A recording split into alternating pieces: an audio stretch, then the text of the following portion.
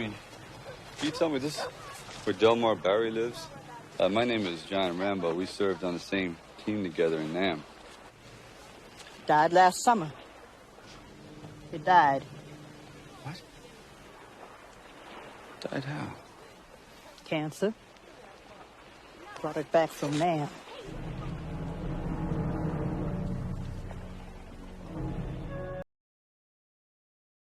I don't ever slow up, no I don't take shit. I got no love for the fakeness. If you wanna play tough and wanna hate this, I'll always show up. I don't ever slow up, no I don't take shit. I got no love for the fakeness. If you wanna play tough and wanna hate this, I'll always show up and make a statement. I don't ever slow up, no I don't take shit. I got no love for the fakeness. If you wanna play tough and wanna hate this, I'll always show up and make a statement. Everything I do so instinctive and so passionate. Every word I move so descriptive like an adjective. I got a vent.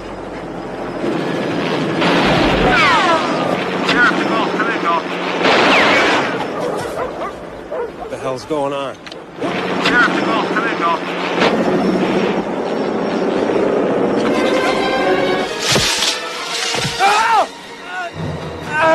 Golf, come in, goddammit!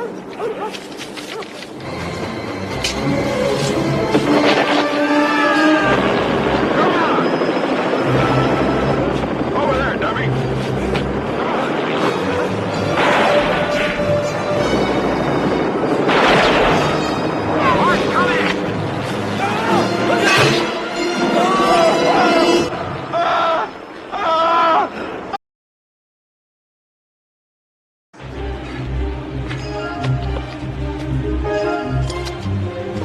Christ, look!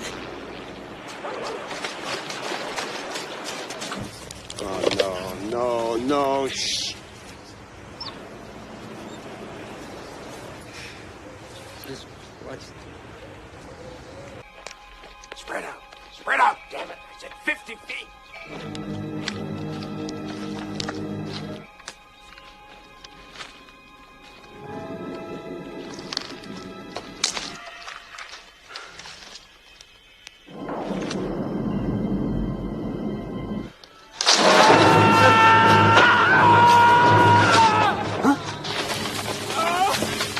This way.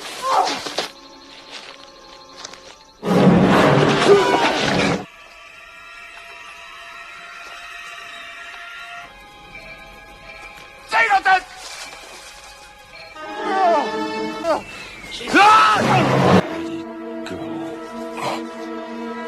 I could have killed them all. I could have killed you. Don't push it.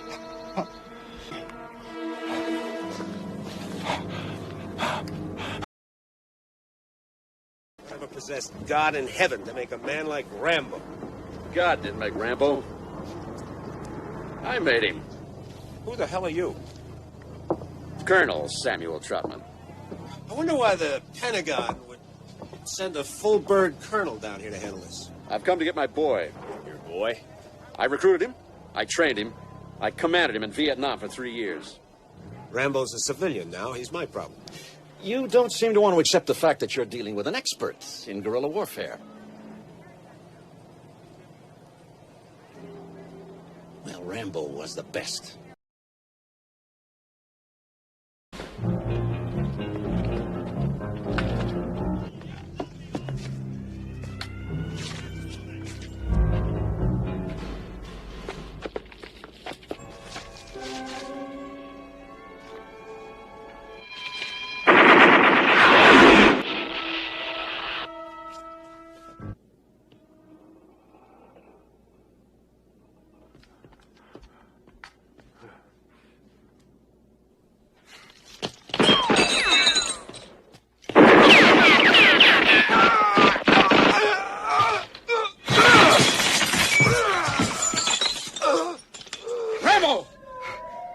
Rambo, don't do it.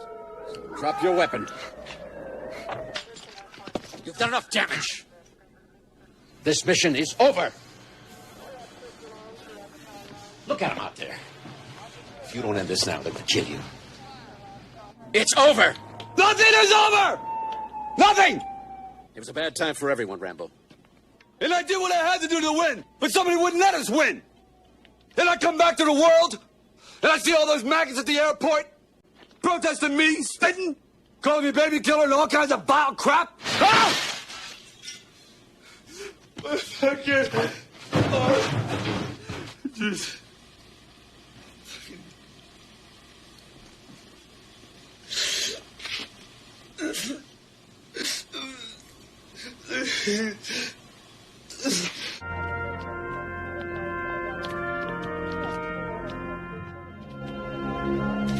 It's a long road.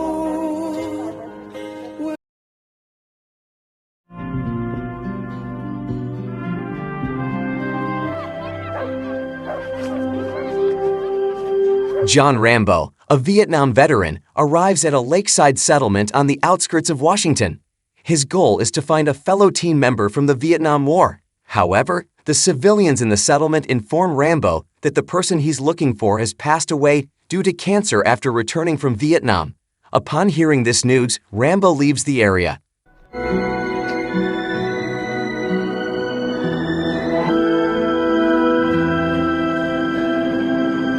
Elsewhere, a local police officer named Will prepares for his routine patrol to maintain city security. While on patrol, Will encounters Rambo on the streets, who appears to be homeless. Will is concerned that Rambo might cause trouble in the city. After learning that Rambo is heading north, Will offers him a ride. Hungry, Rambo asks Will about the nearest place to eat. Will replies that there is no dining place in the area and expresses his disapproval of Rambo's presence, considering him a potential troublemaker.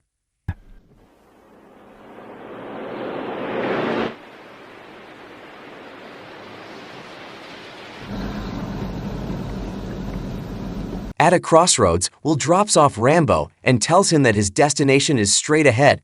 Rambo realizes that Will gave him a ride just to get him out of the city. After realizing this, Rambo heads back towards the town. Will, seeing Rambo return to town, approaches him. Will conducts a check as if Rambo were a criminal and finds a knife hidden in Rambo's clothes. Good morning, Arthur. Morning, Will. Rambo is arrested and handed over to Will's colleague named Arthur.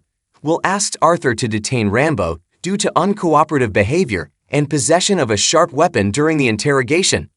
During the search at the police station, officers find a necklace on Rambo that identifies him as an American soldier.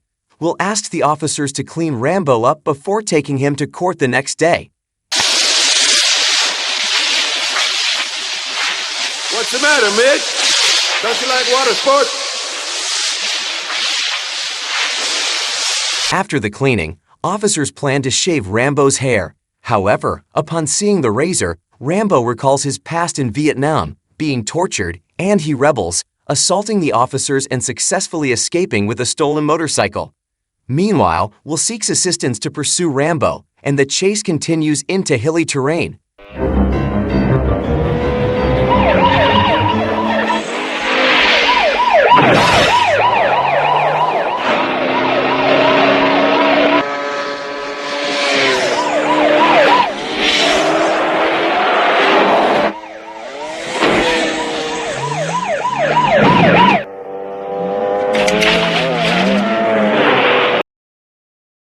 Will approaches Rambo, but his car slips and overturns. At the same time, Rambo's motorcycle also overturns while attempting to climb a hill. With no other option, Rambo continues his escape on foot through the hills.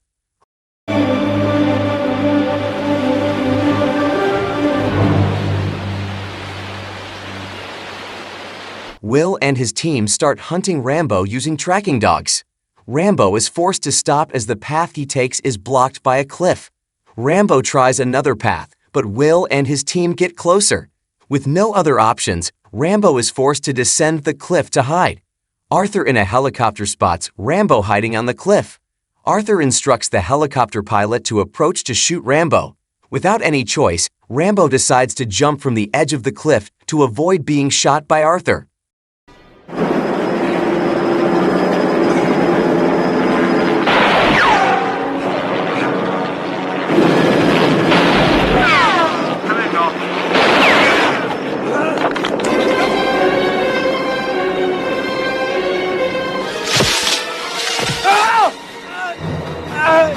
Although successfully saving himself after the jump from the cliff, Rambo is still pursued by Arthur, who is trying to kill him.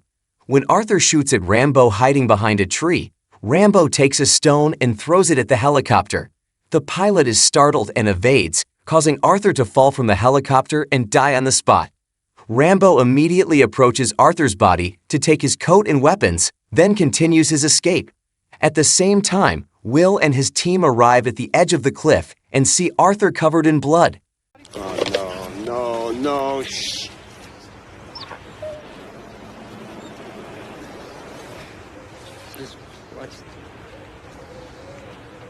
Will and his team descend, then contact their other colleagues, requesting a helicopter to evacuate Arthur's body. However, their colleagues inform them that their helicopter has left due to an incoming storm. Will's colleague also informs him that Rambo is not just an ordinary person. Rambo is a Vietnam veteran who has received an honor medal as a war hero. Upon hearing this news, Will falls silent. One of Will's subordinates suggests that Will let the state police handle Rambo, but Will gets angry at his subordinate and insists on continuing to hunt Rambo due to his involvement in Arthur's murder.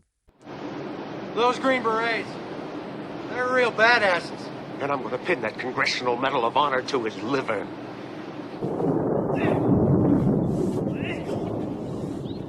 In the forest, Rambo is ready to face Will and his team with combat experience and guerrilla warfare tactics. Meanwhile, Will and his team enter the forest to hunt Rambo. With his guerrilla tactics, Rambo successfully kills all of Will's tracking dogs. Jesus. He's got a gun.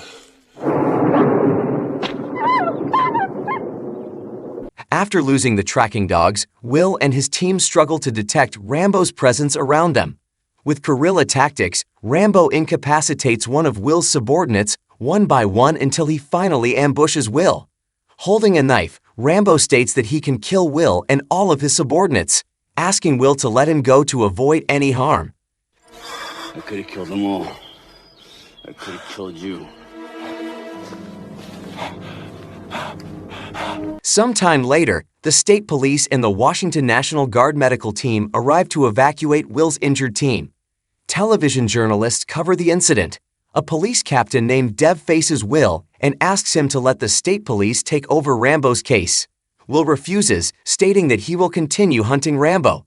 Will also wonders why God created a killing machine like Rambo. Suddenly, a colonel named Sam answers Will's question, revealing that God did not create Rambo. He recruited, trained, and assigned him to Vietnam for 3 years. Will remained convinced that Rambo, now just an ordinary civilian, could be captured with the help of the National Guard and state police. Will asked Colonel Sam to communicate with Rambo through a radio call since Rambo had taken Arthur's radio. Locked. Every highway, road, every fire break.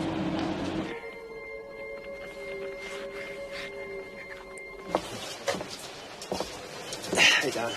Thanks for bringing your people. State police calling John Rambo. Acknowledge.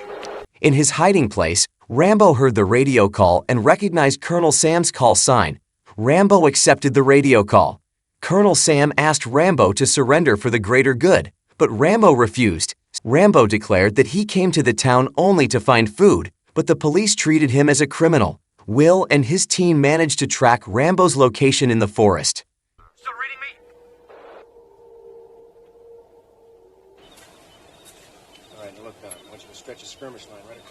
The next day, the National Guard was deployed to apprehend Rambo. Unbeknownst to them, Rambo was aware of their movements. As Rambo fled into the forest, he encountered a boy who was hunting. Rambo captured the boy, discarded his weapon, and let him go. However, the boy shouted to his friends that he had seen the person the police were looking for. His friends fired shots, and the National Guard, hearing the gunfire, learned of Rambo's location and immediately pursued him. There he is! Come on!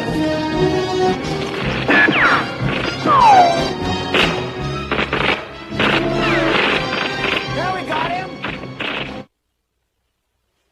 Keep firing! The National Guard reported to Will that they had found Rambo's hiding place.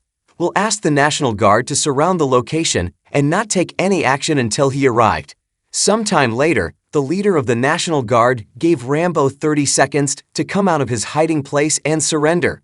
However, Rambo ignored the order, considering the National Guard as murderers.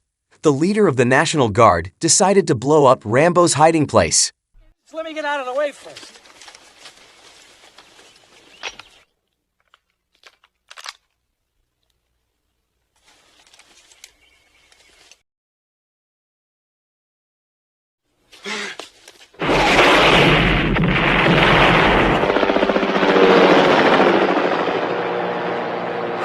Give that man a cigar! Bullseye! Will and Sam, who had just arrived at the location, were shocked to see Rambo's hiding place already destroyed by the National Guard. While the National Guard posed for photos, they believed they had successfully killed Rambo. However, in his destroyed hiding place, Rambo was still alive, armed with a torch he had crafted. Rambo walked through the corridors to find a way out. Outside, Will looked very angry, convinced that Rambo was dead at the hands of the National Guard. Will then left to return to his office.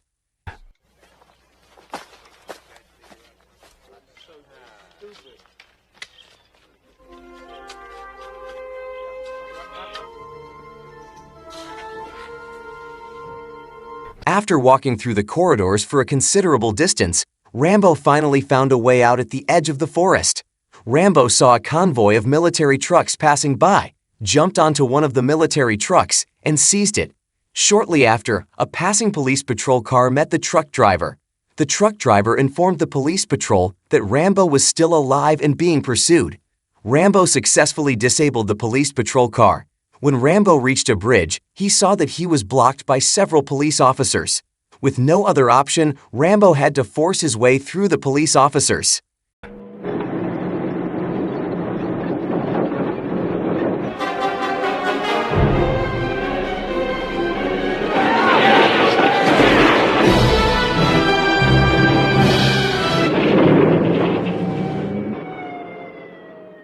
That night, Rambo intentionally blew up the city's gas station with the military truck he was driving.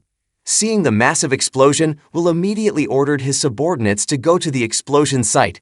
Meanwhile, he announced to the civilians through the loudspeaker, asking them not to leave their homes for safety until further instructions.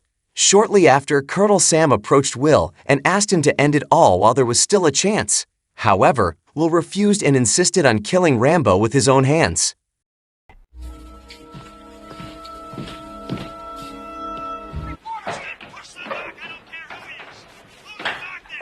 Will climbed to the roof of his office to observe Rambo's movements. Meanwhile, Rambo continued his actions and cut off some of the city's electricity. After cutting off some of the electricity in the city, Rambo went to Will's office. Inside Will's office, Rambo successfully shot Will.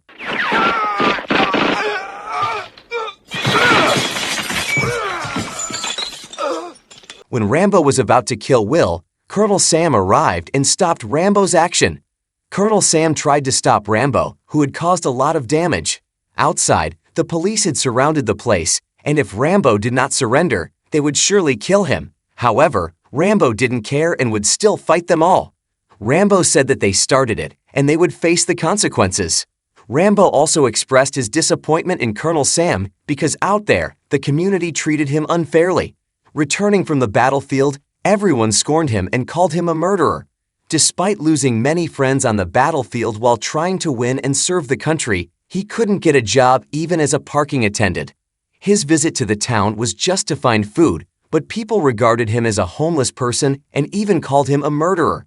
Hearing all of Rambo's expressions of disappointment, Colonel Sam could only remain silent, and in the end, Rambo was arrested by the police and directly escorted by Colonel Sam.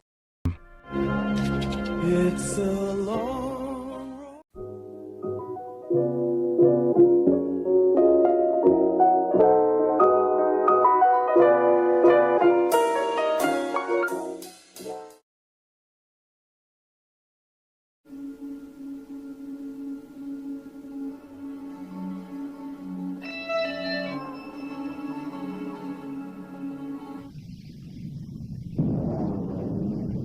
Set against the backdrop of 1981, the second year of the Soviet invasion of Afghanistan, the Afghan residents were leading peaceful lives in their village. However, it didn't take long for Soviet forces to attack the Afghan plains, bringing with them Soviet armored vehicles. They indiscriminately attacked the settlements, resulting in the deaths of many Afghan residents. Afghan women tried to resist, attacking one of the Soviet tanks with stones, but their efforts were futile as the Soviet troops had tear gas bombs that successfully repelled them. Soviet soldiers also shot livestock belonging to Afghan residents. Moreover, they poisoned wells and destroyed the homes of the residents.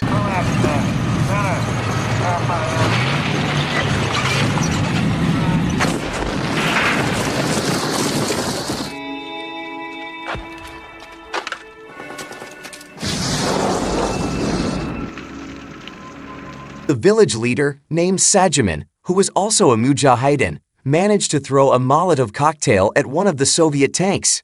However, shortly afterward, the Soviet forces captured him. Major Daskal, the commander of the Soviet ground forces, ordered his subordinates to kill Sajiman by crushing him with a tank. Afghan women came and asked the Soviet soldiers to release Sajiman. One Soviet soldier named Samad, an Afghanistan descendant who was pro-Russia, could only hold back Sajiman's prospective wife named Sharina. Major Daskal immediately instructed Private Koverchenko, the tank operator, to crush Sajiman.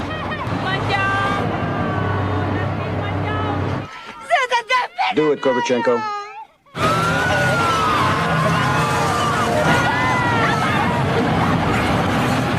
After executing Sajiman, the tank carrying Major Daskal joined the convoy of tanks that had already gone towards Kandahar. However, due to a wrong map reading at the intersection, Major's tank mistakenly turned towards the Jaikal Valley from the hills. A group of mujahideen led by Mustafa was waiting for the tank carrying Major Daskal. Meanwhile, another group of mujahideen led by Touch, Sajiman's brother, had just arrived in the village and was shocked to see that their village was already destroyed. Shortly after, Mustafa's group visited the village to inform Touch's group that one of the tanks that had destroyed the village had strayed towards the Jaikal Valley. Mustafa offered cooperation to Touch and asked Touch's uncle, named Akbar, to hunt down the lost Soviet tank and share the spoils of war. Touch initially refused to collaborate due to a previous dispute within their group. However, Sharina, Sajiman's prospective wife, persuaded Touch to unite for avenging Sajiman's death. Eventually, they agreed to work together to destroy the Soviet forces.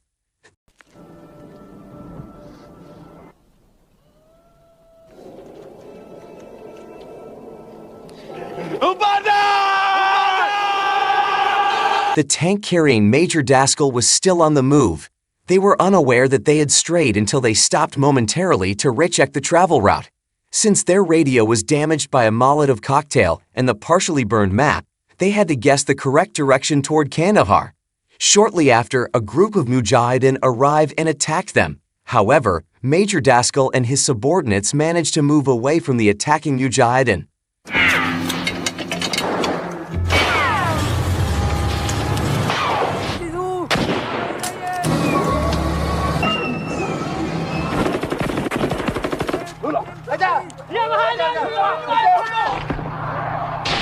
The Mujahideen group continued to hunt the tank carrying Major Daskal. During their pursuit, they found a water puddle, but it turned out that the water had been poisoned by Major Daskal. One person from the Mujahideen group fell victim to the poisoning. From a distance, Major Daskal's tank was ready to attack the Mujahideen group, but when they were about to fire the tank cannon, it malfunctioned. Major Daskal and his subordinates quickly exited the tank as they feared it might explode. However, after waiting for quite some time, their tank did not explode. Major Daskal and his subordinates returned to their tank. When they were ready to shoot again, the Mujahideen group had already left. Major Daskal and his subordinates then continued their journey. Get us out of here, Koverchenko.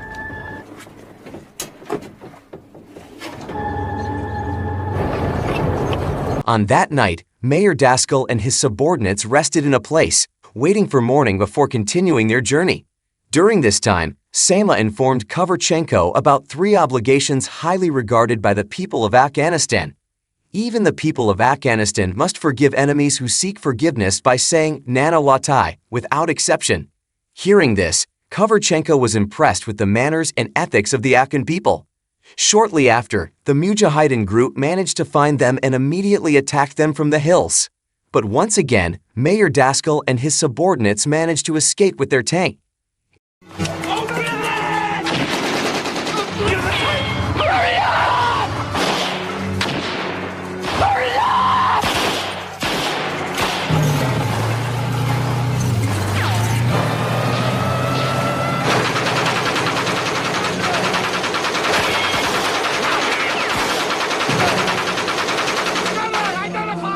In the morning, Mayor Daska and his subordinates stopped at the riverbank, where Samad was praying. Suddenly, Mayor Daskal ordered to measure the depth of the river. Samad felt angry because Mayor Daskal did not order other soldiers and instead disturbed his worship. But Mayor Daskal insisted that Samad check the depth of the river. As Samad moved into the river, Mayor Daskal suddenly shot him. Other soldiers were shocked by what Mayor Daskal had done. It turned out that Mayor Daskal believed that Samad was a traitor who had revealed their location to the Mujahideen group. After that, Mayor Daskal and his remaining subordinates crossed the river with their tank.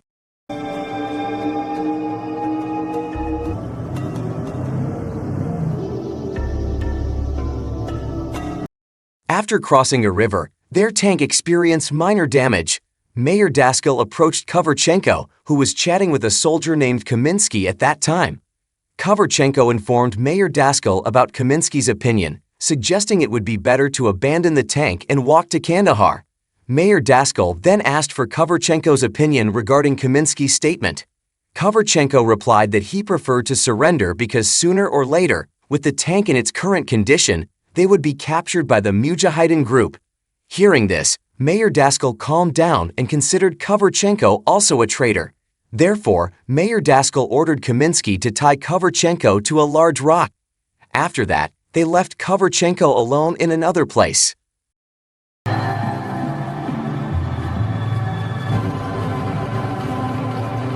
Elsewhere, Akbar was approached by Sharina, who led the women to help fight against the Soviet forces. However, Akbar forbade them and ordered the women to return to the village.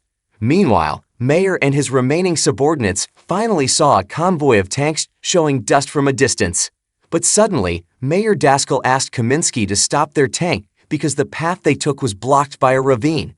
On the way back to the village, the Afghan women found Kovarchenko tied up. They immediately threw stones at Kovarchenko, venting their anger.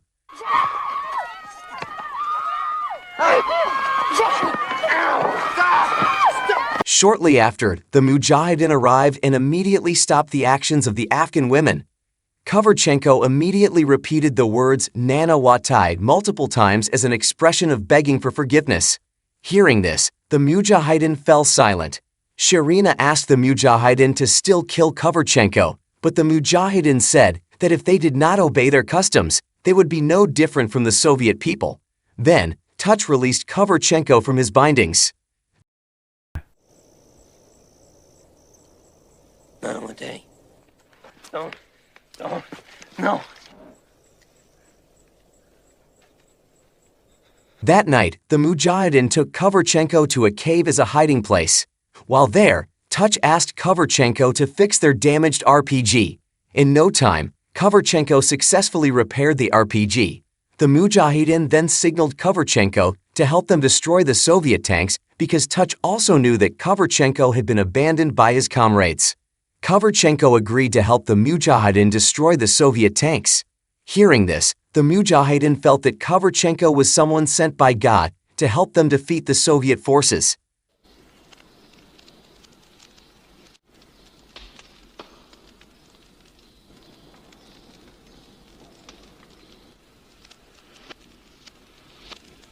The tank carrying Mayor Daskal stopped due to running out of fuel. But not long after, a Soviet helicopter approached them. Mayor Daskal and his remaining subordinates were very happy because finally, they could return safely. The two subordinates quickly ran to board the landing helicopter. However, Mayor Daska chose to return home with the tank because he did not want to abandon his tank. The helicopter pilot warned Mayor Daskal that the only way out of the Jekyll Valley was the intersection where they got lost before. Therefore, Mayor Daskal had to return to that intersection. and unexpectedly, Mayor Daskell ordered his 2 subordinates to accompany him and take a little fuel from the helicopter. If not, he would shoot them all in the air.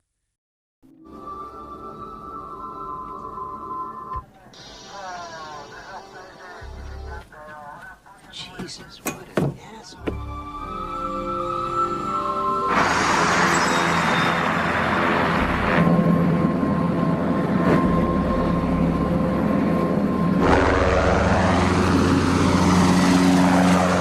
Mayor Daskell continued to order his subordinates to drive their tank nonstop. Eventually, Kaminsky mentioned that the tank's engine was overheating and the radiator needed water. After traveling a considerable distance, they encountered the Soviet helicopter crew who had died from poisoning after drinking the water previously poisoned by Mayor Daskell. Not long after, Mayor Daskell saw the Mujahideen approaching them from a distance. He also spotted Kovarchenko among the Mujahideen. Mayor immediately ordered his subordinates to prepare for the impending battle. However, due to the tank overheating, they had difficulty starting it. As the Mujahideen approached, the tank's engine finally started, and Mayor Daskell managed to escape. I got it, sir!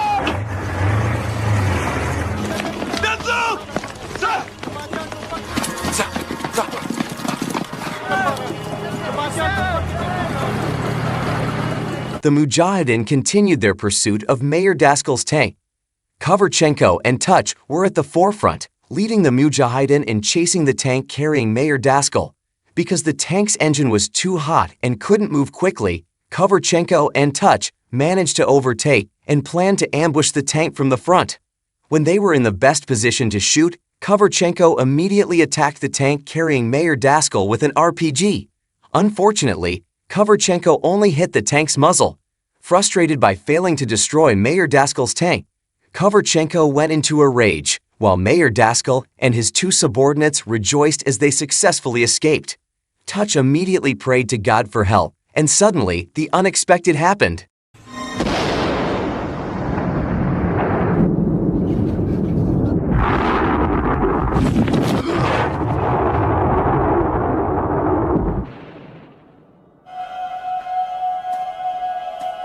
The women dropped large rocks on the tank, but Mayor Daskell kept fighting, shooting in all directions with his tank until the ammunition ran out. At the same time, the tank's tracks were severed. There was nothing they could do. Mayor Daskell and his 2 subordinates could only take cover inside the tank. Kovarchenko threw a Molotov cocktail at the tank, causing Mayor Daskell's tank to catch fire due to the increasing heat inside. Eventually, Mayor Daskell and his 2 subordinates surrendered. You son of a bitch! Don't shoot! Don't shoot! When Mayor Daskell and his 2 subordinates were about to be executed by the Mujahideen, Kovarchenko uttered the words Nana Watai, begging for forgiveness for his comrades. This confused Touch because Kovarchenko had been abandoned by his comrades, yet he still wanted to save them. With no other choice, Touch had to respect their customs and grant Kovarchenko's plea for forgiveness. Then, Kovarchenko asked Mayor Daskell and his comrades to leave immediately. However, at the intersection, the Afghan women managed to catch up with Mayor Daskell. Meanwhile, his 2 subordinates successfully escaped.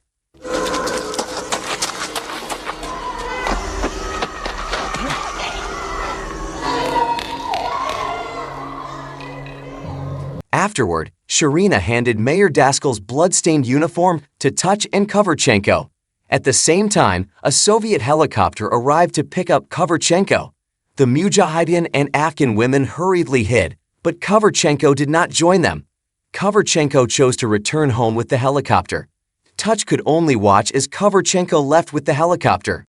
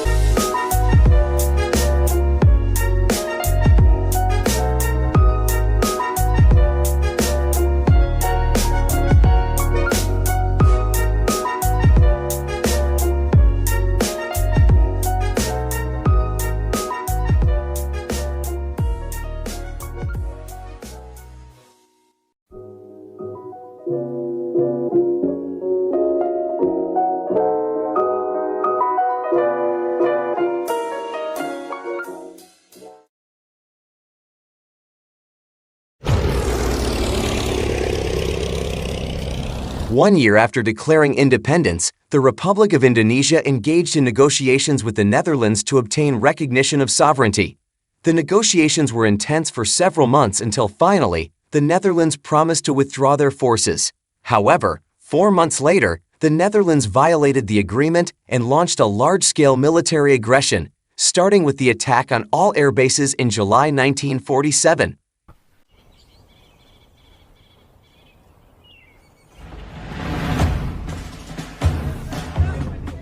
At an Air Force base named Maguwo, cadets were busy assembling and cleaning an aircraft named Prince Diponegoro, as President Sukarno was scheduled to visit the base. Shortly after, President Sukarno arrived with General Sudirman and Suryadi Suryadharma, the head of the Indonesian Republic Air Force.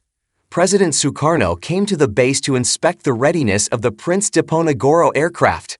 When President Sukarno was about to touch the Prince Diponegoro aircraft, a cadet named Mulyono informed him that the paint on the aircraft had not dried yet. President Sukarno greatly appreciated his action.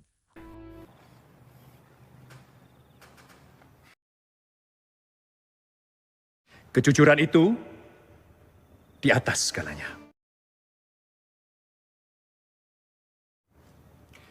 Mohon dicatat. During a training flight, a cadet named Sigit was suddenly attacked by Dutch aircraft. Fortunately, Sigit managed to survive before his plane crashed and caught fire. Following the attack, the officers of the Indonesian Republic Air Force held a meeting to discuss the Dutch aircraft that had attacked Sigit and also targeted the Maguwo Air Base. Fortunately, all aircraft at the Maguwo Air Base were successfully secured. There was nothing they could do. They could only wait for orders from the Supreme Commander. For now, we wait for orders from the Supreme Commander at the Maguwo Air Base, said Suryadi Suryadharma. Kita tunggu perintah dari Panglima tertinggi. Sigit had just awakened from his fainting spell after the previous attack. He then approached his friends who were making a replica fighter plane. The replica aircraft was made to deceive the Dutch so that they would dispose of their ammunition if they attacked again. While the cadets were digging, after successfully making a replica of the fighter plane, the Netherlands attacked the Maguwo Air Base again. Hit!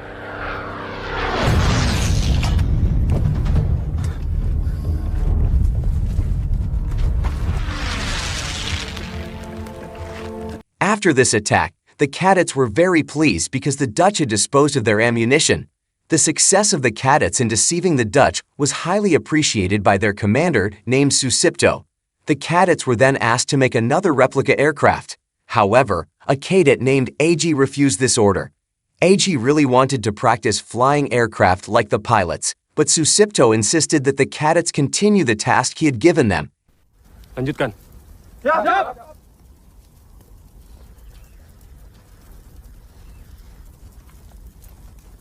As he felt that making replicas was not AG's responsibility. AG invited his friends to practice flying the aircraft hidden in the forest. However, Mulyono, who didn't want more trouble, chose not to join. Only Sigit and Harbani joined AG, but when they arrived in the forest, they were caught red-handed by Sergeant Carty. Sergeant Carty asked them to continue their task, or they would all be punished. Merdeka, exclaimed AG. Merdeka. AG refused to give up and planned to find another hidden aircraft. They resumed their search for another aircraft until they eventually found the Prince Diponegoro aircraft. However, the aircraft couldn't be flown because its fuel pump was damaged. Since the aircraft was a Japanese war loot, they needed to find suitable spare parts from the same type of aircraft to repair it. Sigit remembered finding the wreckage of a Japanese aircraft that seemed similar to the Prince Diponegoro aircraft. They planned to take the fuel pump from Sigit's find to revive the Prince Diponegoro aircraft. So, this type is unparalleled. We can't take it from the Gunte or Hayabusa. If we manage to revive this aircraft, we will have done a great service, said AG. Ya, jadi jenis ini tidak ada duanya. Tidak mungkin kita ambil dari Guntai maupun Hayabusa. Kalau kita berhasil menghidupkan kembali pesawat ini, kita akan berjasa. That night, the three of them sought permission from Commander Susipto to take spare parts from the wreckage of the Japanese aircraft found by Sigit, so the Prince Diponegoro aircraft could be used again. However, Susipto did not permit them because the location was in the Dutch-controlled area. Not willing to give up, AG invited two technicians named Tarjo and Duel to help retrieve spare parts from the wreckage of the Japanese aircraft found by Siget. The two technicians agreed to assist. AG stated that this mission was a secret mission from Commander Susipto, but this mission was highly confidential. Tapi Mas, misi ini sangat rahasia Mas. In the early morning, they began to move to the location of the Japanese aircraft wreckage found by Siget. Armed with equipment, along the way, they encountered a settlement. Some residents in the settlement had already been slaughtered by the Dutch soldiers, and the rest were suspected to have evacuated elsewhere. After that, they continued their journey until they finally reached the wreckage of the Japanese aircraft found by Siget.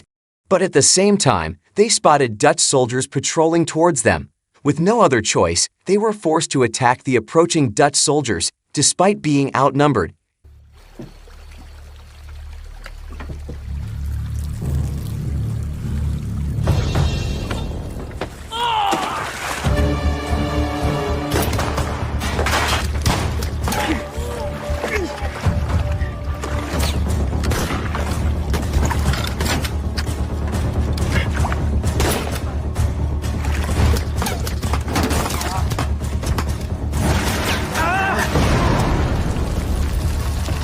AG and his friends successfully eliminated the Dutch soldiers.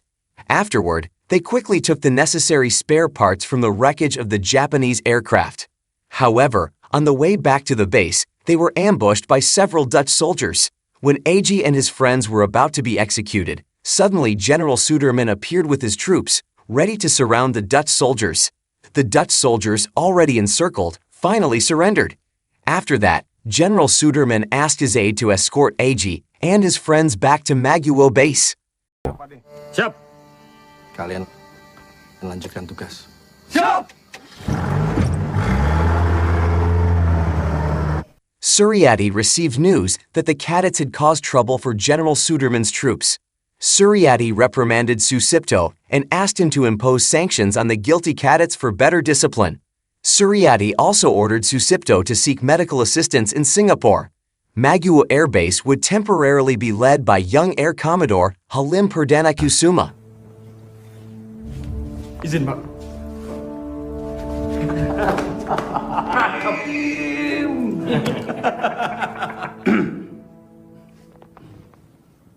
That night, the Kadets and technicians replaced the fuel pump of the Prince Diponegoro aircraft. Finally, the Prince Diponegoro aircraft could be started. They celebrated their success by dancing together in the midst of joy. Susipto and Halim came to punish the Kadets. The Kadets were given push-up penalties, and whoever lasted the longest had the right to impose penalties on AG. One by one, the Kadets began to fall and couldn't endure, until finally, Mulyono was the last one standing. Mulyono asked for AG to be expelled from Maguwo because he had a bad influence on the Kadets. However, Susipto rejected Mulyono's request. All Kadets would receive the same punishment, not being allowed to fly until graduation. Semua Kadet akan mendapat hukuman yang sama. Semua tetap di sini. Due to this decision, Mulyono and Harbeni blamed Aji and Siget. The four of them got involved in a fight, but the commotion stopped when Sergeant Cardi arrived and informed them that they were ordered to move all the aircraft from the forest to the runway because the next day, the Indonesian Air Force would attack the Dutch.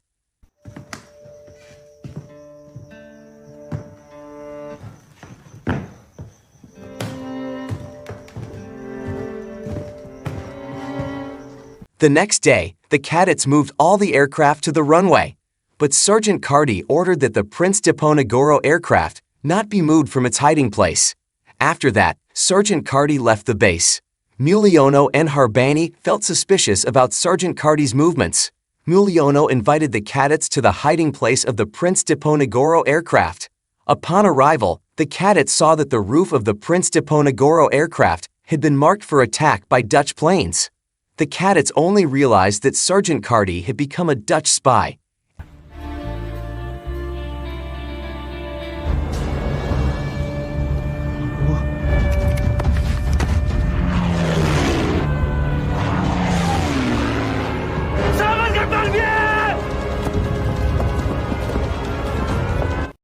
Elsewhere, Harbani ambushed Sergeant Cardi and engaged in a one-on-one fight, but due to Sergeant Cardi's superior martial arts skills, Harbani was easily defeated.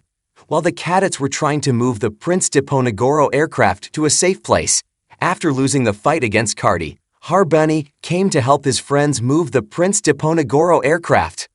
Unfortunately, they were too late as Dutch planes had already attacked the area. Due to the attack, several cadets were injured and passed out, including Mulyono. Unexpectedly, Sergeant Cardi came trying to take Mulyono away from the area, and not long after, the place was attacked again by Dutch planes.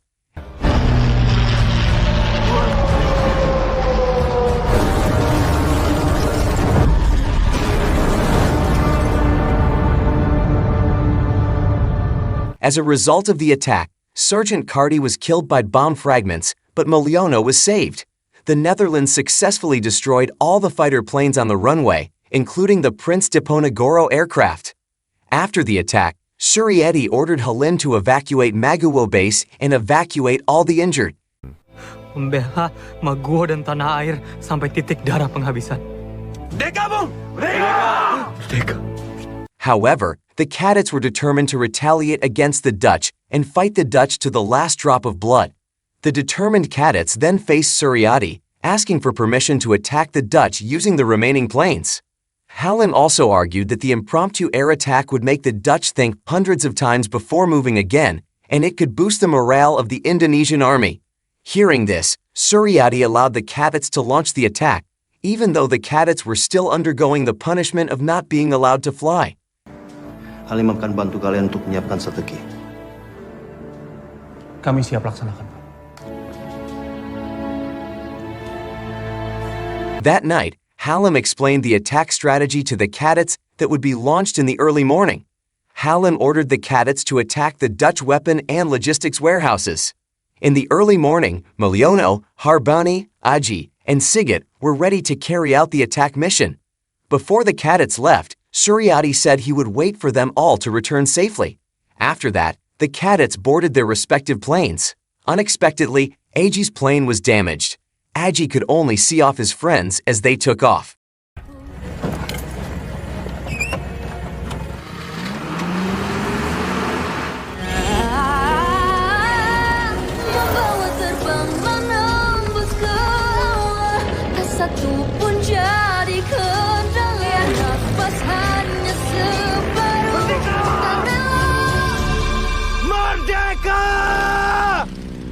After flying for a while, the cadets finally arrived over the Dutch headquarters. The cadets immediately launched an attack on the targeted area. The air attack by the cadets successfully destroyed the Dutch weapon and logistics warehouses. By morning, the cadets returned home safely.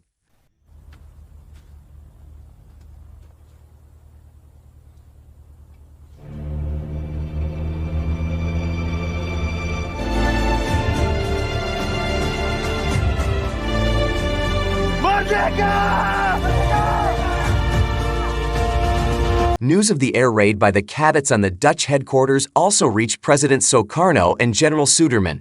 Meanwhile, at Maguwo base, Surieti reassigned the cadets to hide the planes they had used.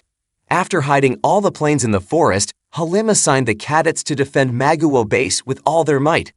"I am proud of all of you," said Halim. Saya bangga kepada kalian. Siap! Merdeka! Merdeka!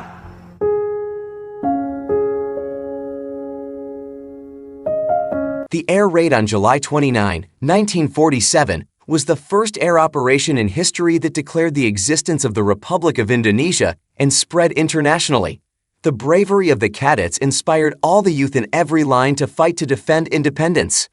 Finally, the Dutch military aggression ended on August 5, 1947.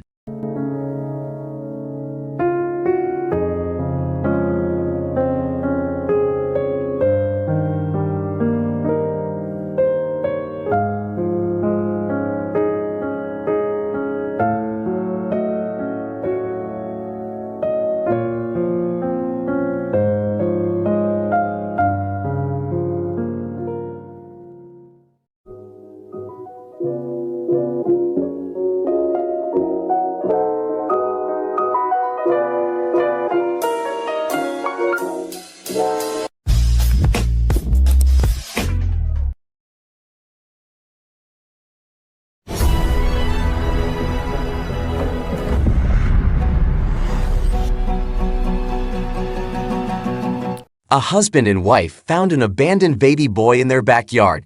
They named the boy Qiao Feng and raised him as their own child. Coincidentally, they had not been blessed with a child of their own. As time passed, Feng grew into a good teenager. Later, Feng's foster parents enrolled him in the Shaolin school to learn Kung Fu.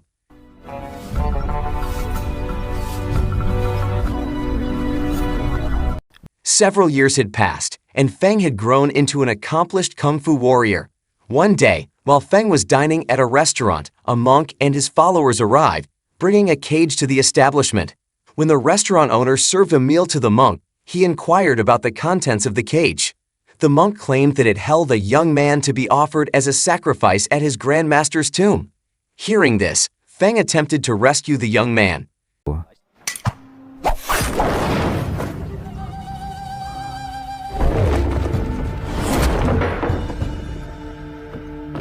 To avoid a commotion, Feng tried to negotiate with the monk to release the young man, but the monk refused and insisted on taking him for the sacrifice.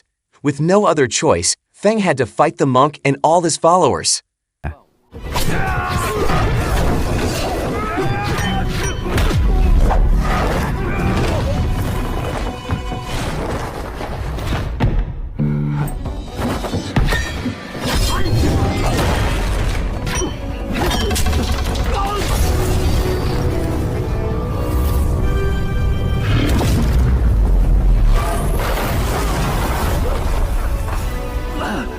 Feng successfully won the battle.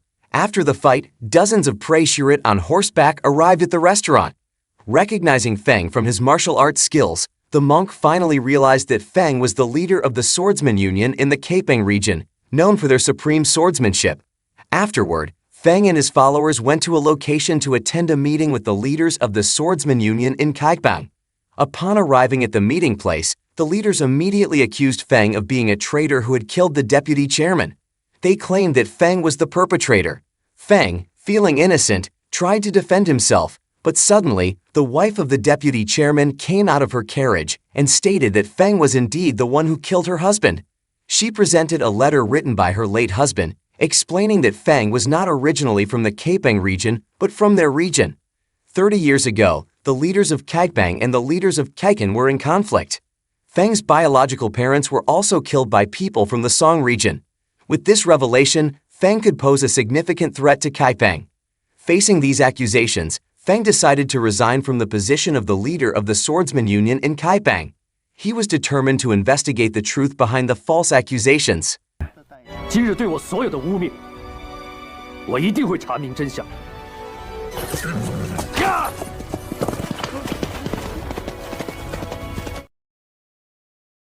The next day, Feng visited his foster parents to gather information about his biological parents.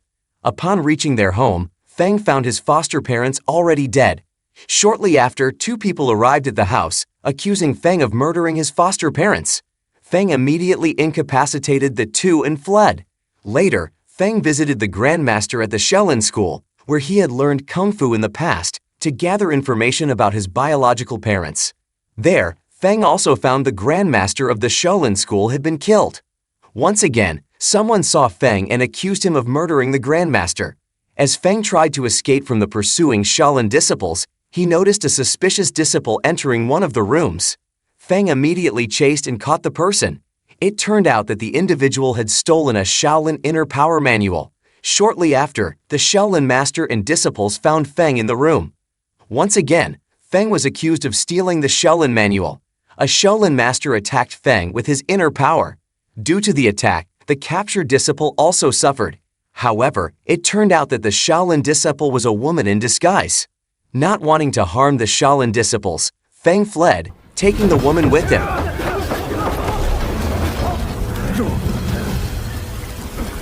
In his hiding place, Feng tried to heal the woman using his inner power. She was severely injured from the Shaolin Master's attack. After treating the woman, Feng asked her who she was and why she stole the Shaolin Manual. The woman confessed that her name was Azhu, and she only wanted to borrow the Shaolin Manual to study it. Since Feng had caused Azhu to get hurt, he didn't want to leave her alone. Feng planned to take Azhu to the skilled healer, who was also a senior member of the Kaiping swordsmen, for treatment as Azhu's injuries were quite deep. they spent the night there.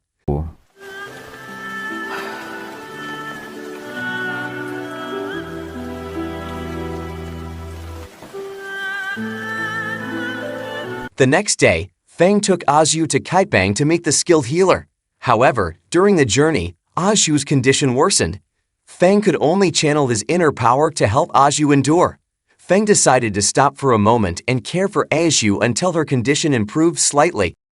Elsewhere, the Kaipang swordsmen gathered and planned to kill Feng, uniting because they knew Feng's martial arts skills were terrifying. However, Feng came to the place to meet the skilled healer.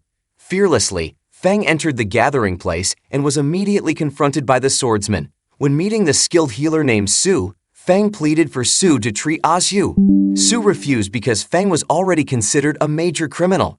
However, Su agreed to treat Azhu if Feng would fight the swordsman. Reluctantly, Feng complied with the conditions. Before the fight, they agreed to face each other without any brotherly ties. After the agreement, Feng fought against the swordsman.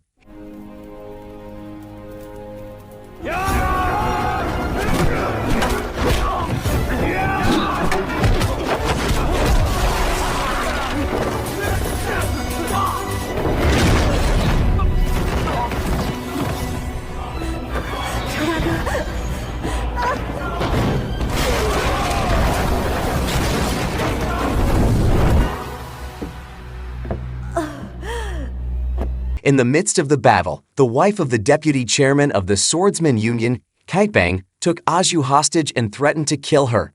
Seeing this, Feng rushed to save Azhu. When successfully approaching Azhu, Feng was stabbed from behind by Su, who still had some remaining inner power.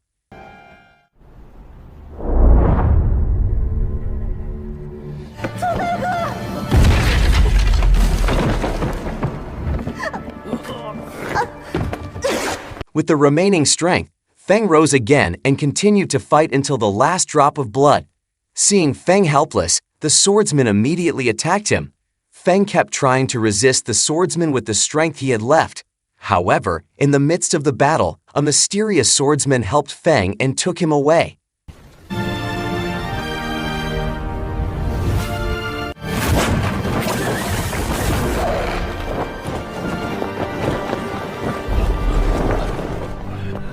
The deputy chairman's wife intended to kill Azhu, but Su, the healer, stopped her actions. Su said that Azhu would be treated because Feng had fulfilled his conditions. All the accusations and problems Feng faced originated from the Yan Kingdom, led by a man named Murong. Murong was the mastermind behind all the issues Feng experienced. Murong was tasked by his father to destroy the martial arts world to restore the glory of the Yan Kingdom. Because Feng, the most skilled swordsman, Murong intentionally manipulated Feng and the Kaipang swordsman to turn against each other, hoping the Kaipang swordsman would kill Feng.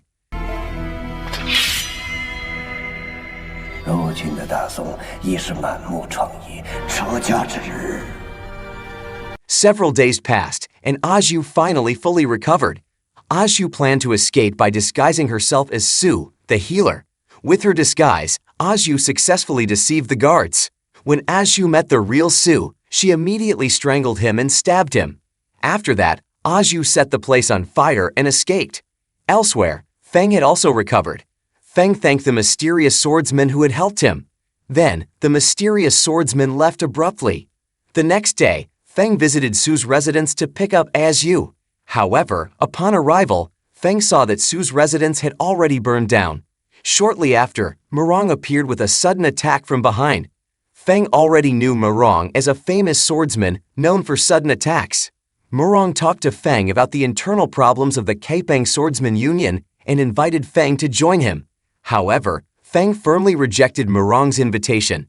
Then, Murong informed Feng of Azhu's whereabouts, revealing that Azhu was a former servant of the kingdom. Finally, Feng and Azhu reunited.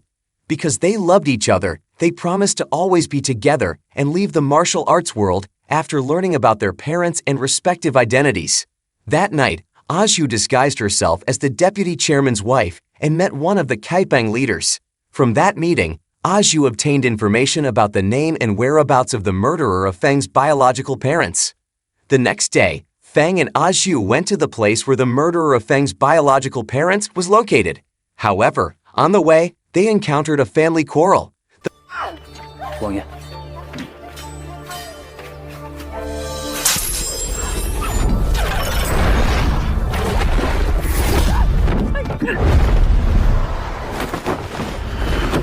The person Feng had helped approached him and expressed gratitude. The person introduced himself to Feng, revealing that he was Duan, the one who had killed Feng's biological parents.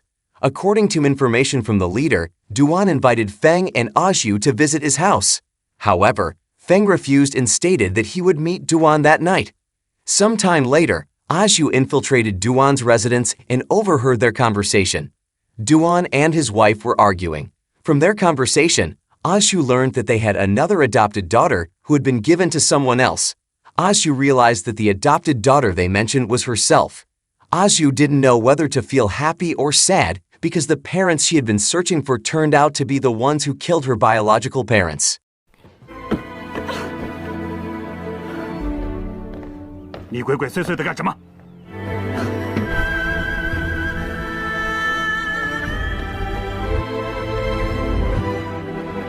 That night, Feng visited Duan's son and informed him that his father would be killed that night. If Duan's son wanted to seek revenge later, Feng would be willing to wait. Then, Feng went to meet Aju first on their ship. But Duan was already there and said that Aju had been secured. Without hesitation, Feng immediately attacked him with his internal strength techniques.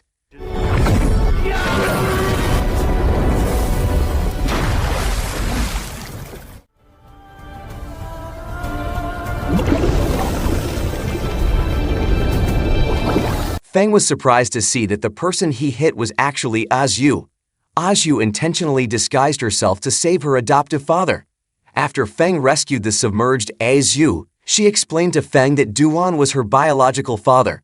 Unfortunately, Feng's internal strength blow was too strong, and Aju couldn't withstand the injury.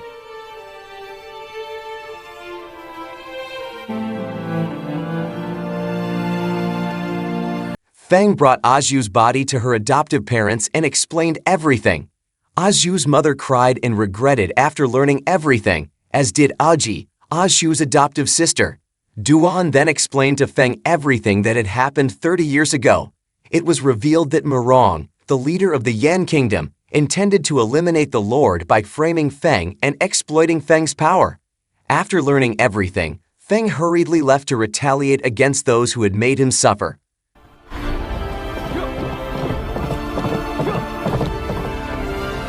Feng went to Ba's residence and intended to eliminate Ba because Ba had conspired with Murong.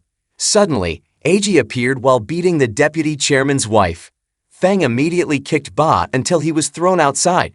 Murong had arrived with his troops. Instead of helping, Murong ordered his men to kill Ba. Shortly after, Feng appeared and immediately fought Murong. While Murong's men tried to kill Eiji, Feng rushed to help Eiji, who was under attack. After Feng successfully helped Aji, she gave Feng her father's heirloom sword. Then, they both together eliminated Murong's men in the midst of the battle. Murong appeared and attacked.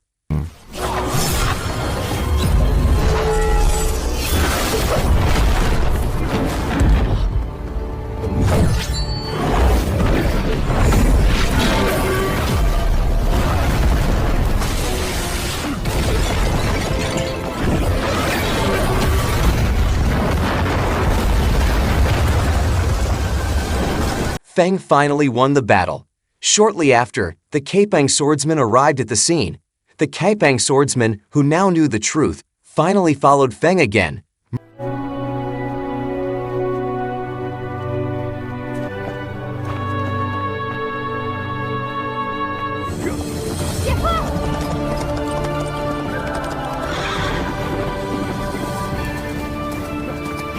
Murong was helped by the mysterious swordsman who had helped Feng before. It turned out that the mysterious swordsman was Murong's father. Murong's father intentionally isolated himself for 30 years, hoping that his son could destroy the martial arts world and revive his kingdom. But in the end, Murong failed to achieve his goal. A few days later, Feng visited the place where his biological parents were killed. Shortly after, Murong's father appeared there. Murong's father confessed that he was the one who killed Feng's biological parents. Feng would fight to the death to avenge the death of his parents.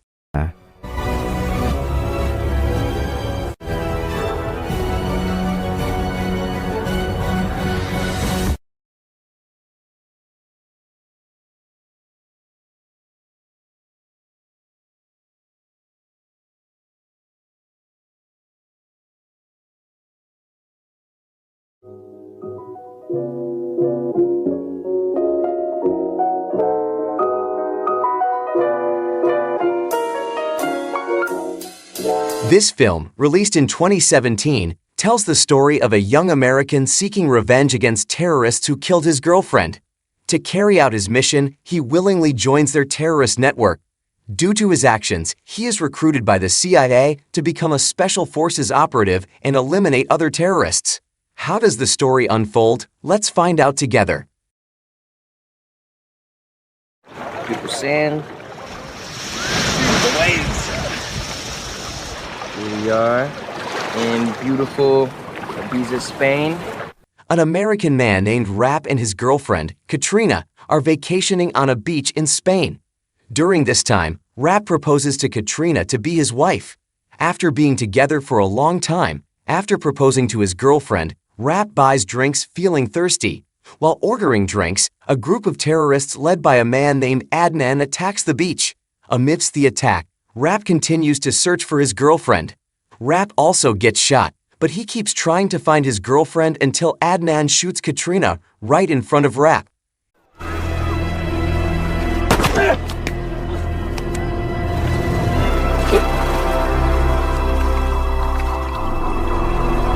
"18 months after the incident on the beach, Rap plans to join Adnan's group, the terrorist organization that killed his girlfriend. Rap intends to avenge Katrina. Rap also trains his fighting skills at an MMA training facility, but in each training session, Rap can control his emotions. Since Rap communicated with the terrorist group, all of Rap's movements have been monitored by the CIA. The CIA knows that Rap is planning something. While practicing his shooting skills, Rap also cannot control his emotions and shoots at someone else's shooting board.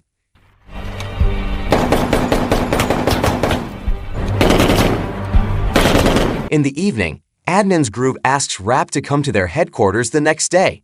The next day, Rap immediately goes to Adnan's headquarters. When Rap meets one of Adnan's henchmen, Rap is asked to take off his glasses. From those glasses, Rap takes out a small knife.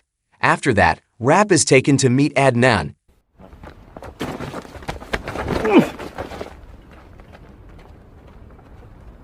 When they are interrogating Rap, secretly Rap starts to loosen his restraints with the small knife he brought. When Adnan comes to meet Rap, CIA agents suddenly slaughter them all. Seeing Adnan dead not by his hands, Rap feels very disappointed and vents his anger by stabbing the already dead Adnan.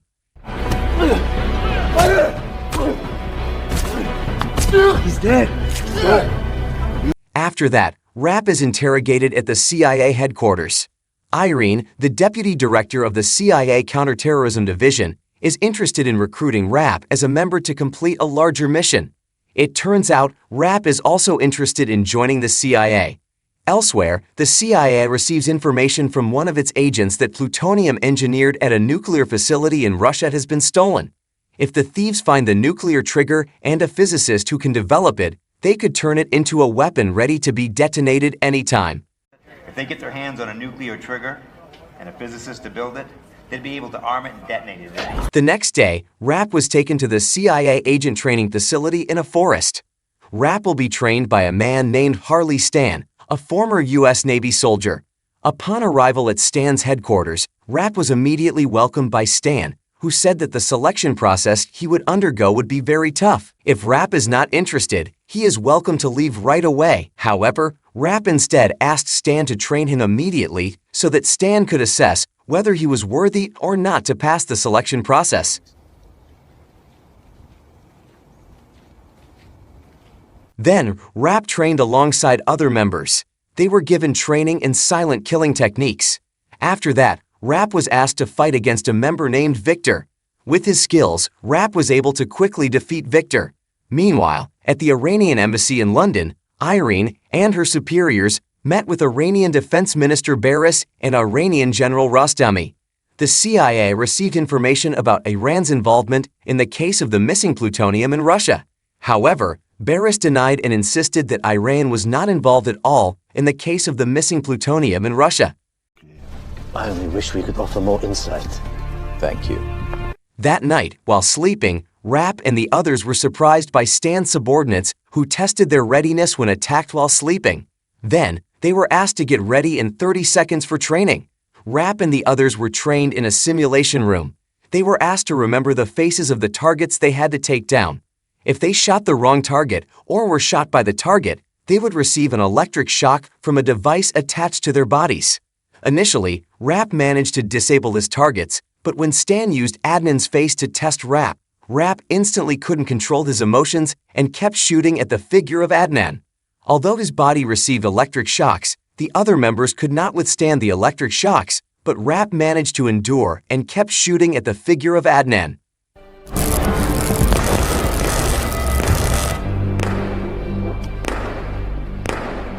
In Poland, a man named Roni is trading stolen raw plutonium with 3 Russians. But in the middle of the transaction, 2 policemen suspected their activities in the car and immediately checked them. Inside the car, Roni immediately killed the 2 policemen and the 3 Russians. In the midst of chaos, Roni left the scene. At his headquarters, Stan saw the news on TV about Roni's shooting in Poland. Seeing that, Stan was surprised because Stan knew Roni. The next day, Stan was asked to meet Iron. Iron told Stan that there had been a theft of 15 kilograms of plutonium from one of Russia's nuclear facilities. Then, Stan showed Roni's photo to Irene via his phone. Stan believed that Roni was involved in the plutonium sale transaction. It turns out that Roni is a former Navy soldier and the best CIA agent ever trained by Stan. Irene asked Stan to lead a mission to Istanbul, Turkey, to capture Hamdi Serif, an arms supplier from outside Turkey. Irene believed that Hamdi was involved in the plutonium transaction because Hamdi was previously known to have bought Russian-made nuclear triggers.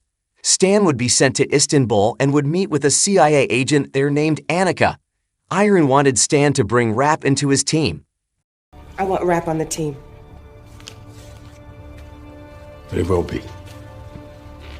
After that, Stan returned to his headquarters and called Rapp. Stan played a video recording of Rapp proposing to Katrina. Because of that, Rapp got angry and immediately attacked Stan, but Stan instantly managed to disable Rapp and warned Rapp not to bring personal problems during the mission. Stan said that Rapp would be brought on the mission to capture Hamdi. The next day, Stan, Rapp, and Victor arrived in Istanbul, Turkey, and were picked up by Annika. After that, Stan assigned Rapp and Annika to spy on Hamdi, who was with his assistant at the time. Rapp took the initiative to move on his own by bumping into Hamdi's assistant and taking his phone.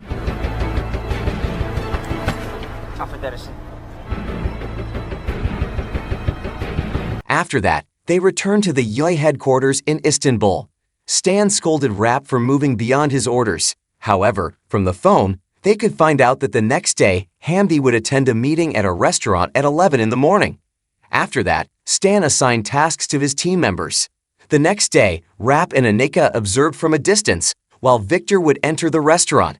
Stan secured the restaurant area and drove away Hamdi's guards by threatening one of the soldiers to order his colleagues to return to their headquarters.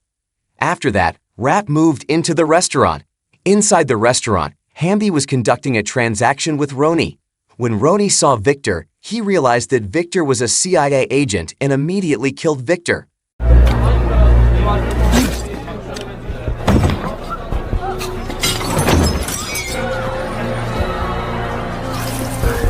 Rapp immediately reported to Stan that the target had disappeared and Victor was dead.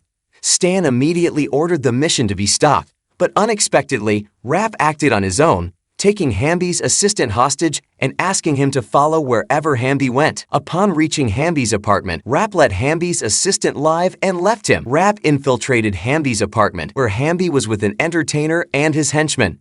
After eliminating Hamdi's henchmen, Rapp immediately took down Hamdi and seized Hamdi's laptop.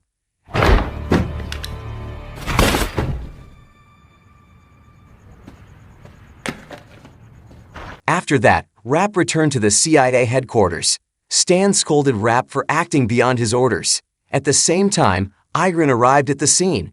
After checking Hamdi's laptop brought by Rapp, they found Roni's data on the laptop. Roni betrayed them because when Roni was captured during a mission, Stan abandoned him. For Stan, if a CIA agent is captured, there will be no one to rescue them, even if they are the best agents. For that reason, Roni betrayed them. They also got information that $2 million was transferred to a bank account in Rome. Irene also confirmed that Roni had successfully taken the nuclear trigger from Hamdi and would assemble the nuclear weapon at home with a physicist. Cash prep for withdrawal. Rome. Meanwhile, near a housing project in Rome, in a secret location, Barris met Roni. This place was Roni's base for assembling the nuclear weapon. It turns out Barris was the one who paid Roni to carry out the nuclear assembly project. Barris's goal is to destroy the state of Israel, while Stan and others were already in Rome, monitoring the bank that Hamdi had transferred to. When they received information that the money transferred by Hamdi had been withdrawn, they immediately followed the person who withdrew the money. That person was the nuclear physicist paid by Roni.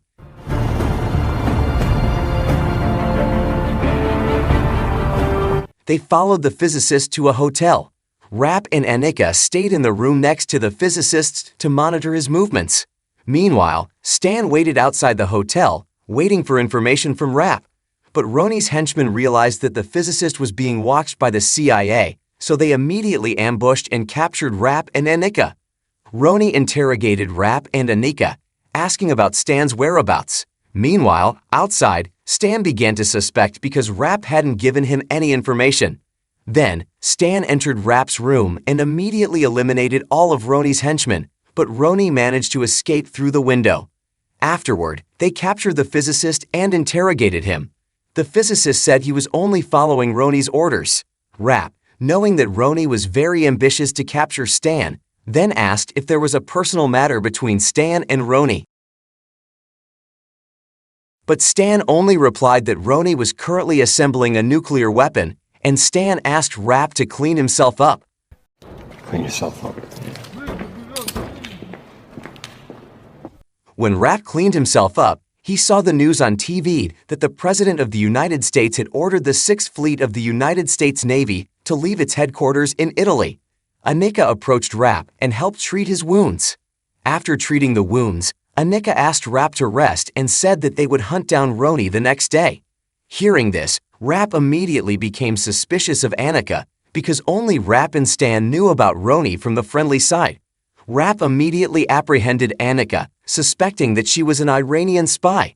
After interrogating Annika, they obtained information that Annika was indeed an Iranian spy, and her superior was Annika's own uncle, who happened to be an old friend of Stan. After that, Stan met Annika's uncle. Annika's uncle explained that the mastermind behind the nuclear assembly was Barris and Rostami. They paid Roni to ensure that their plan would not be suspected by the CIA. He also mentioned that Annika had tracked Barris's movements through her phone, and at that moment, Barris was in Rome. In the midst of their conversation, they didn't realize that Roni was already spying on them from a distance.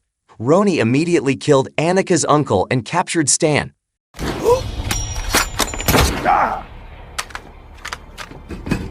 Irene, who had just arrived at the CIA headquarters, asked her subordinates to bring Annika immediately. At the same time, Irene's subordinate reported that Annika's uncle was found dead and Stan couldn't be contacted. Hearing this, Irene asked Rapp to go home because the mission would be taken over by a joint CIA team. But Rapp didn't follow orders and immediately moved to free Annika so she could help him find Stan.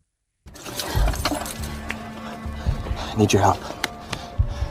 Elsewhere, Roni expressed his disappointment to Stan for leaving him when he was caught first. Roni underwent torture when captured and blamed Stan for everything. Because of that, Roni betrayed his country and began taking dirty jobs.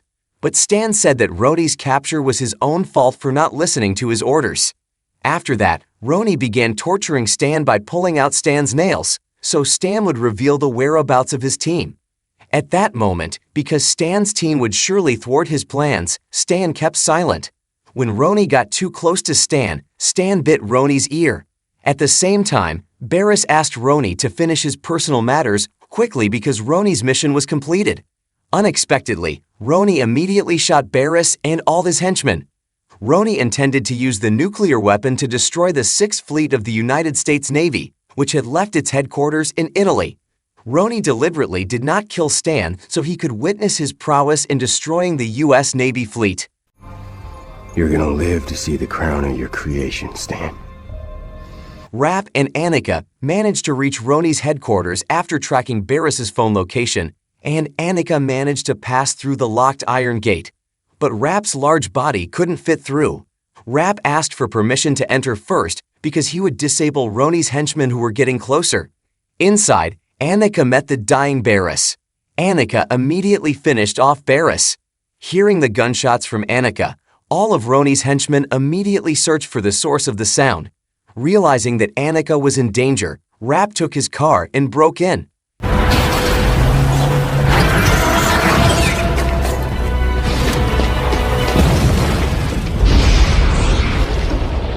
After successfully entering, Rapp immediately rescued Stan. Stan asked Rapp to capture Roni immediately because Roni left with a nuclear bomb ready to detonate. Meanwhile, at the CIA headquarters, they captured explosion signals from where Rapp was located. Irene ordered her team to evacuate. Delta 1, go! Let's go. Get a chopper out there. Rapp managed to find Roni trying to leave the place by holding Annika hostage. Roni asked Rapp to drop his weapon if he wanted Annika to stay alive, but unexpectedly, Annika chose to shoot herself. Roni managed to escape with a small boat. Rapp immediately chased and jumped onto Roni's boat. On the boat, Rapp and Roni fought. Meanwhile, Irene received news from the evacuated Stan that the nuclear bomb about to explode was on the boat used by Roni. Stan also said that Roni intended to destroy the Sixth Fleet of the United States Navy. Irene then contacted the CIA headquarters and the Sixth Fleet to ask them to be on alert against the small boat carrying the nuclear bomb. While on the boat, Rapp successfully subdued Roni and killed him. Then, Stan asked Rapp to throw the bomb into the sea to minimize the explosion. Rapp quickly threw the nuclear bomb into the ocean. Irene asked the Sixth Fleet to stand down because Rapp had already disposed of the nuclear bomb into the sea. After that, Rapp was taken up by a helicopter, and shortly afterward, the nuclear bomb exploded.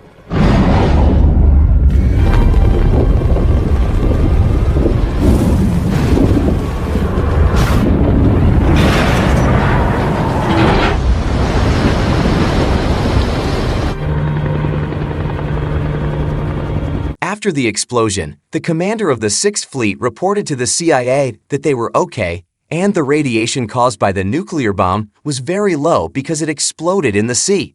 Sometime after the incident, Irene met Stan at the American Military Hospital. There, they saw the news on TV that Rostemi claimed to have evidence of a secret CIA assassination team responsible for the recent nuclear incident. Rostemi also said that he was participating in the upcoming presidential election. Rostemi was fully supported to restart Iran's nuclear program and intended to destroy America. But when Rostemi was in the elevator, someone was already there.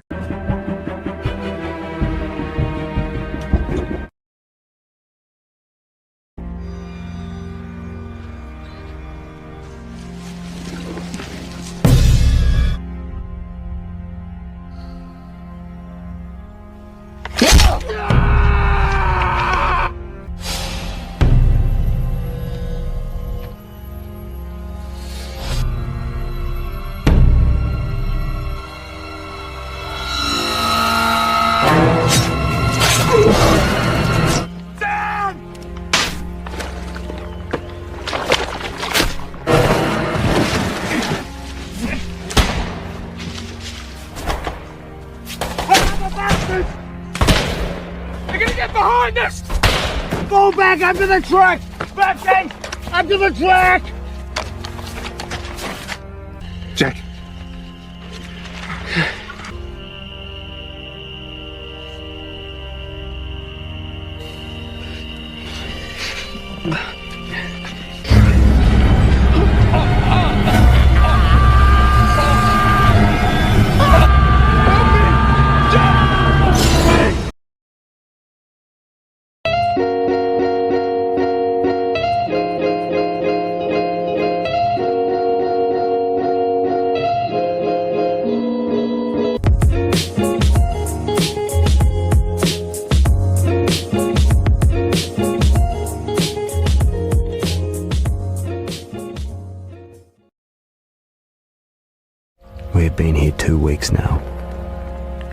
Many of us are exhausted to the point of collapse.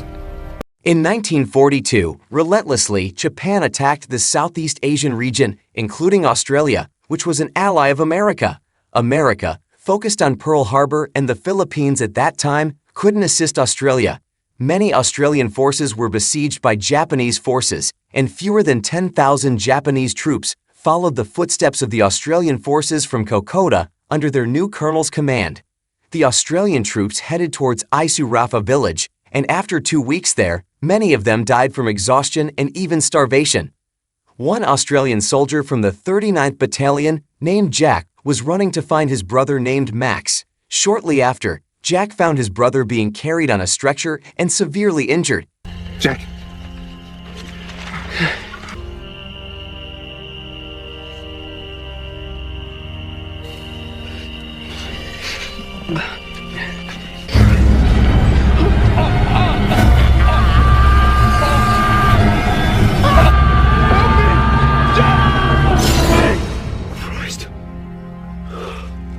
It turned out that Jack was just having a nightmare. Later, Jack and the Australian soldiers from the 39th Battalion were informed by their comrade that their captain ordered them to patrol the front lines. They prepared all their weapons and hastily set out. After traveling quite a distance, they finally reached the front lines. There, they observed every corner of the area because it was known that Japanese soldiers roamed the forest. When the captain was surveying the surrounding area with his binoculars,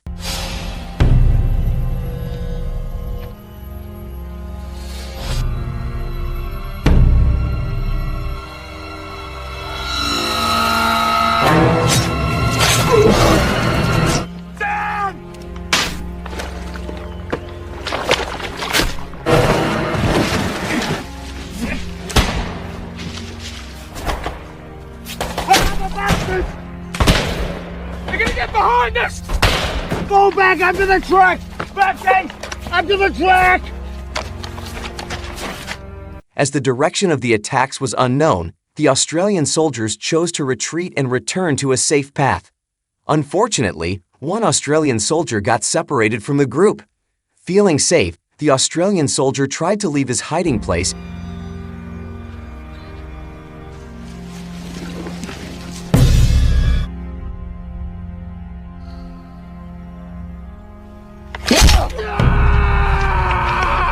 because one of the soldiers named Barky had a severely injured leg. They took shelter behind a fallen tree trunk. Jack contacted the headquarters with a communication radio and reported that their captain had been killed, and now their situation was dire. They were surrounded by Japanese soldiers in the forest. However, in the middle of the conversation, the communication radio suddenly went off due to signal interference. Now they all had to struggle against the Japanese soldiers without any reinforcements.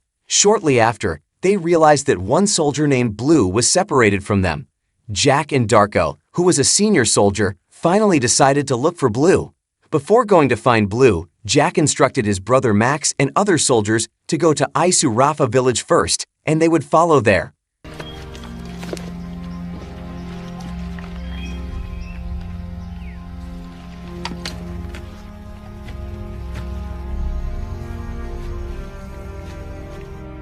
Shortly after, Jack and Darko managed to find Blue.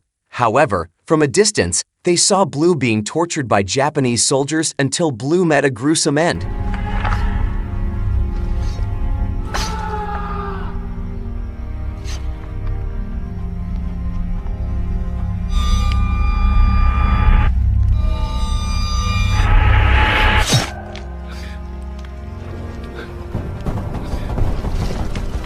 As Jack and Darko hurriedly moved away from there, they encountered a soldier named Daniel, but not long after, an unexpected event occurred. The Templeton got back to Isurafa. We're cut off.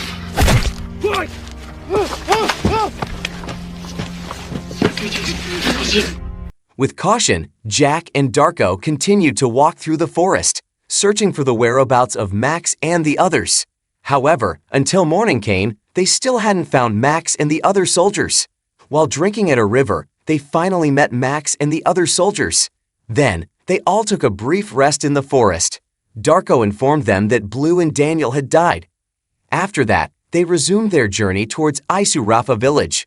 The terrain in the forest was extremely challenging, and with great struggle, they kept moving. Until, in the middle of the journey, they encountered a soldier resting. Max!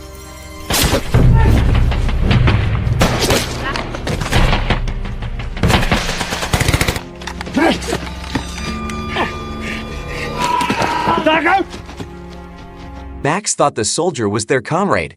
Max got shot in the stomach, making him unable to stand anymore. They had to carry Max on a stretcher through various difficult terrains to reach Isurafa village.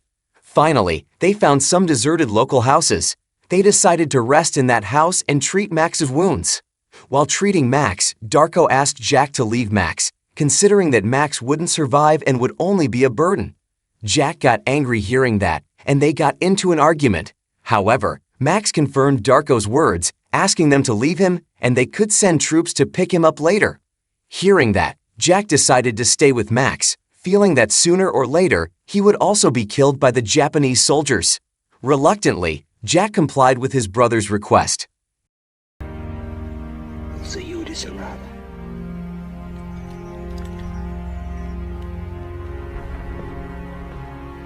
After that, Jack and the others hurriedly left to continue the journey to Isurafa village.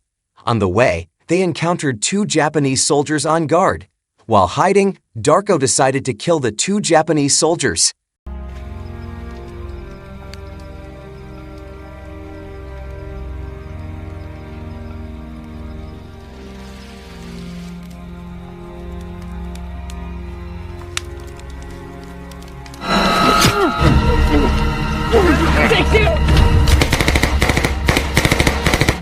The next morning, they met the Australian soldiers from the 16th Battalion. Jack informed them that there were still 2 of their comrades left in the forest and still alive. Turning to Max and John, when John was giving Max a drink, they heard the sound of Japanese soldiers coming to that place. John diverted the attention of the Japanese soldiers, but while hiding, John was ambushed by the Japanese soldiers, while Max prepared with his weapon.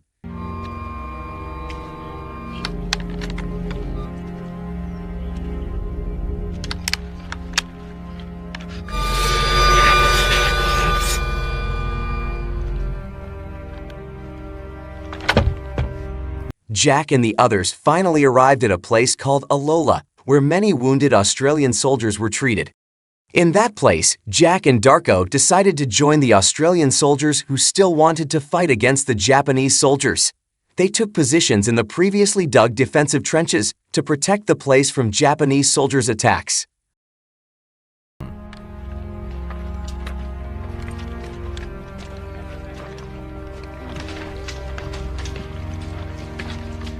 Until night, Jack and the other soldiers continued to guard the defensive trenches. After a long time, finally, the Japanese soldiers began to attack the place.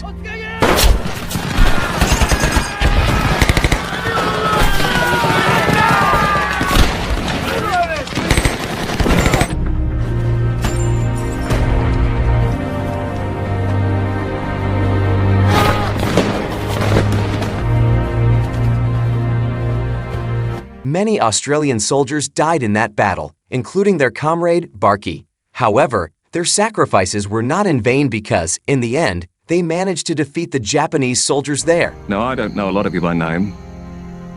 Your gallantry, your courage, but you are some of the finest soldiers I have ever seen. For history will remember you. Now we are relieved, and we will leave the battle. In the end of the movie, it is seen that Max was successfully rescued and carried on a stretcher to Isurafa village with them.